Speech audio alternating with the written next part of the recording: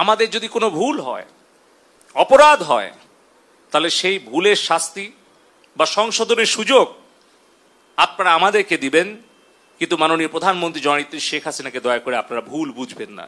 শিক্ষা প্রতিষ্ঠান, ছাত্র ছাত্রী, শ্রমিক, মেহনতি মানুষের কাছে গিয়ে প্রকৃত সত্যটা তুলে ধরে তাদের কাছে আমাদের কোনো ভুল ত্রুটি হলে আমরা করজোড়ে ক্ষমা চেয়ে দেশের জন্য, দেশের শান্তি উন্নয়নের জন্য, নিরাপত্তার জন্য আমরা এই দূরত্ব দূর করার চেষ্টা করি।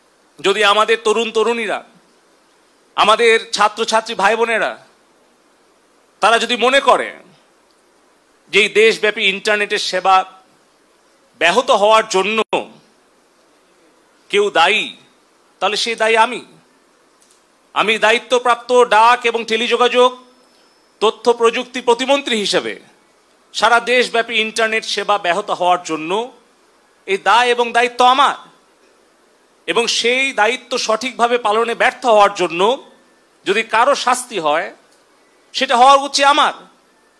কিন্তু কেন দেশ বিদেশ থেকে মাননীয় প্রধানমন্ত্রীকে আক্রমণ করা হচ্ছে? কেন তার বিরুদ্ধে সমালোচনা করা হচ্ছে?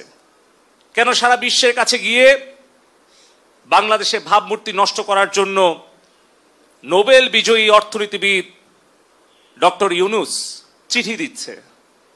আমাদের সামনে উদাহরণ আছে কিভাবে আফগানিস্তানে একটা দেশ দখল করে সেখানে একটা গণতান্ত্রিক সরকারকে উচ্ছেদ করে হামিদ কারজাই নামে একজন বিদেশ থেকে এনে সেখানে কিন্তু সরকারের দায়িত্ব জোর করে চাপিয়ে দিয়েছিল।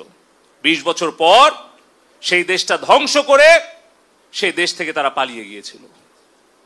এই বাংলাদেশ নিয়ে আবারও ওই রকম হামিদ কারজাই মার্কা একটা সরকার বসানোর জন্য বাংলাদেশে কিছু মুখোশধারী স্বাধীনতা বিরোধী চক্রান্তকারী বিদেশের এজেন্ট তাদেরকে গুছিয়ে গুছিয়ে আপনারা দেখবেন যে তারা টেলিভিশনের সামনে এসে অনেক ভালো ভালো কথা, মিষ্টি মিষ্টি কথা বলছে, কিন্তু তাদের পেছনের যে ষড়যন্ত্র সেটা হয়তো উদ্ঘাটন করতে আমাদের সময় লাগবে, সেটা হয়তো দেশের জনগণকে উপলব্ধি করতে সময় লাগবে, কিন্তু সেই সময়ের মধ্যে আমার সোনার বাংলাদেশের যে ক্ষতি হয়ে যাবে সেই ক্ষতি কিন্তু আমরা কোনোদিন কাটিয়ে উঠতে পারবো না।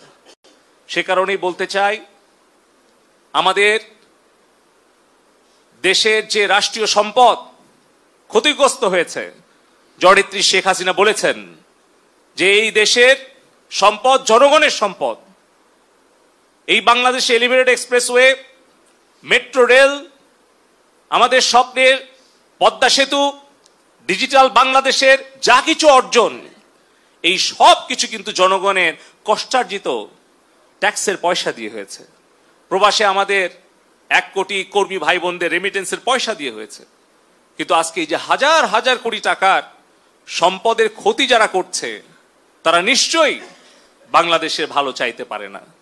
তারপরেও মাননীয় প্রধানমন্ত্রী জননেত্রী শেখ হাসিনা বলেছেন যে আমাদের দেশের সম্পদের ক্ষতি আমরা পূরণ করতে পারবো, কিন্তু আমাদের তরুণ প্রজন্মের হৃদয়ের যে ক্ষত সেটা কিন্তু আমরা পূরণ করতে অনেক হয়তো সময় লেগে যাবে। সে কারণে আমি বলতে চাই, আমাদের কারো যদি দায়িত্বে কর্তব্যে অবহেলার কারণে, আমাদের ব্যর্থতার কারণে যদি আমাদের তরুণ প্রজন্ম আমাদেরকে ভুল বুঝে আমাদের প্রতি ক্ষুব্ধ হয়, তাহলে সেই দোষের শাস্তি আমরা পাই। যদি দায়িত্বে কর্তব্যে আমাদের অবহেলা হয়, যদি আমাদের সেই শাস্তি ভোগ করতে হয়, আমরা সেই শাস্তি ভোগ করতে প্রস্তুত আছি। যে কোনো সিদ্ধান্ত মাথা পেতে নিতে রাজি আছি, কিন্তু আমাদের কষ্ট হয় যখন আমাদের কোনো ভুল বা আমাদের কোনো ব্যর্থতার কারণে আমাদের প্রাণপ্রিয় নেত্রী জননেত্রী শেখ হাসিনাকে দোষারোপ করা হয়, তার বিরুদ্ধে সমালোচনা এবং ষড়যন্ত্র করা হয়। সে কারণে আমি আবারও বলবো, আমাদের দেশের 5 কোটি ছাত্রছাত্রী ভাই বোনেরা আছে, আমাদের যদি কোনো ভুল হয়, অপরাধ হয়, তাহলে সেই ভুলের শাস্তি বা সংশোধনের সুযোগ আপনারা